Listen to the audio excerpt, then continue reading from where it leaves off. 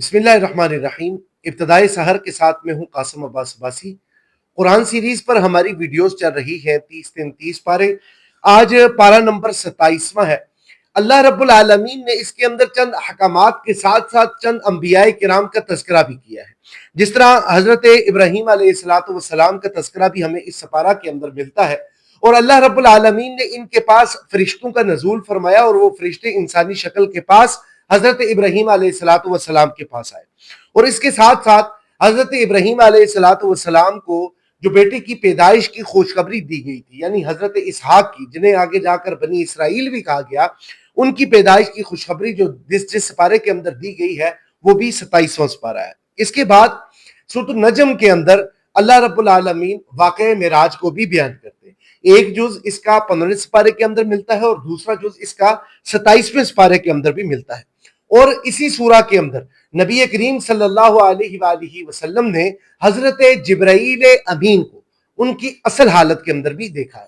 اور بعض لوگ یہ جس طرح شکوہ و شکایات بھی ہوتی ہے کہ نبی کریم صلی اللہ علیہ وسلم نے کیا کسی فرشتے کو اس کی اوریجنل حالت میں بھی دیکھا ہے، تو اس سپارہ کے اندر اس کا تذکرہ بھی ملتا ہے۔ اس کے ساتھ ساتھ جو تیسری چیز اس سپارہ کے اندر ملتی ہے وہ ہے شق القمر، یعنی چاند کا دو ٹکڑوں کے اندر تقسیم ہو جانا۔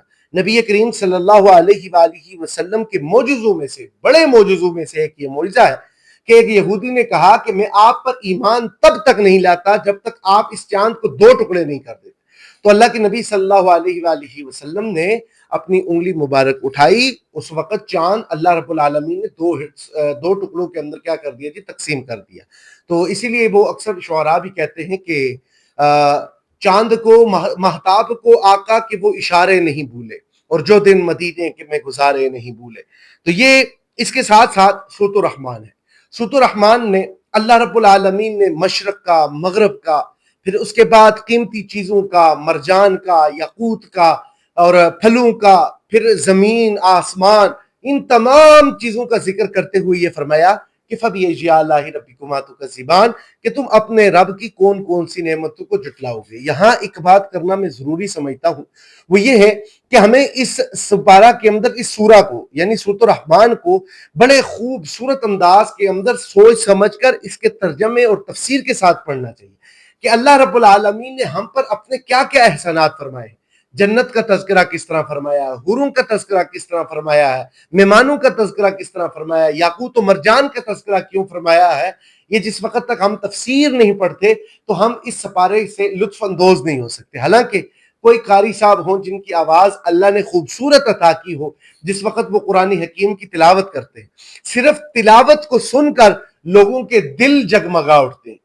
لوگ بار بار یہ کوشش کرتے ہیں کہ سورۃ الرحمن کو پڑھا جائے۔ اللہ نے اس سورہ کے اندر بڑے عجیب مناظر کا ذکر کیا ہے، تو مجھے اور آپ کو ضرور بضرور اس سورہ کو تفصیل کے ساتھ بھی پڑھنے کی ضرورت ہے۔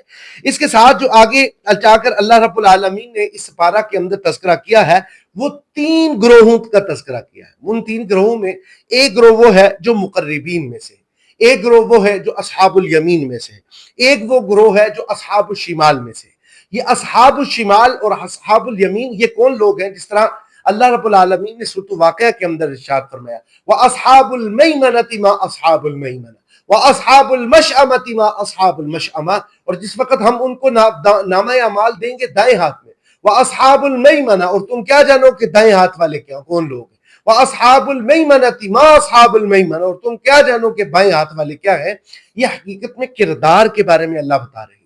ان چیزوں کا جو تذکرہ کیا جاتا ہے وہ انسانوں کی رہنمائی کے لیے کی جاتا ہے کہ اللہ نے تمہیں راستوں کا بتا دیا ہے، راستوں کا تعین کرنا اب ہمارے اختیار کے اندر ہے۔ سیدھا راستہ اہدنا الصراط المستقیم، یہ راستہ کون سا ہے، اس کا اختیار بھی ہمارے پاس ہے۔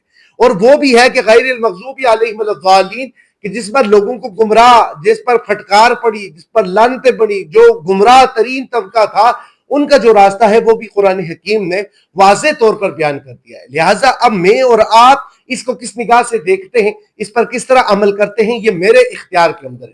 اگر میں اپنی زندگی کو اللہ رب العالمین کے بتلائے ہوئے طریقوں پر چلاتا ہوں، نبی کریم صلی اللہ علیہ وسلم کی سنتوں کے مطابق چلاتا ہوں، نبی کریم صلی اللہ علیہ وآلہ وسلم نے جو احکامات بیان کیے ہیں اس کے مطابق چلاتا ہوں، تو یقیناً میں کامیاب لوگوں کی صف کے اندر ہوں گا۔ اور اس کے ساتھ ساتھ جو دوسری چیز آپ کے سامنے عرض کر دوں وہ یہ ہے کہ اللہ کے نبی صلی اللہ علیہ وآلہ وسلم کی کسی ایک سنت پر عمل کرنے والا آدمی کبھی جہنمی نہیں ہو سکتا۔ اللہ کے نبی صلی اللہ علیہ وآلہ وسلم کے جو نام کی عظمت ہے کہ جو نام محمد صلی اللہ علیہ وسلم پر اپنی اولاد کا نام رکھ لے، اللہ اس نام کی بھی حیا فرماتے ہیں۔ تو خود حساب لگائیں کہ جو آدمی احکام شریعت کو پکڑے، نبی کریم صلی اللہ علیہ وسلم کے طور و طریقوں کو پکڑے، اللہ اسے کس طرح کیسے گمراہ کریں گے یا کیسے عذاب دیں گے یہ بات میری سمجھ میں نہیں آتی۔ ہاں غلطیاں ہو جاتی ہیں، کوتاہیاں ہو جاتی ہیں، مسٹیکس وغیرہ ہو جاتی ہے، یہ تو نیچرل ہے۔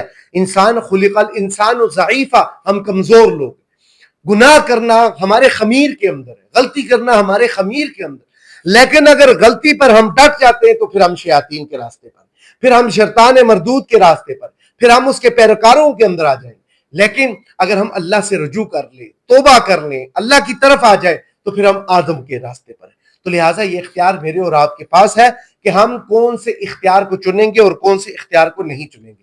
ساتھ ساتھ اللہ رب العالمین کا جو قرآن ہے، اس قرآن کو محض قصہ گوئی نہ سمجھا جائے۔ اس کو آپ یہ نہ سمجھیں کہ اللہ رب العالمین نے چند ایک چیزوں کا بیان کر دیا، چند چیزوں کے بارے میں بتا دیا، موسیٰ کے بارے میں بتا دیا، عیسیٰ کے بارے میں بتا دیا، زکریا کے بارے میں بتا دیا، مریم کے بارے میں بتا دیا، تو یہ صرف قصے تھے ان لوگوں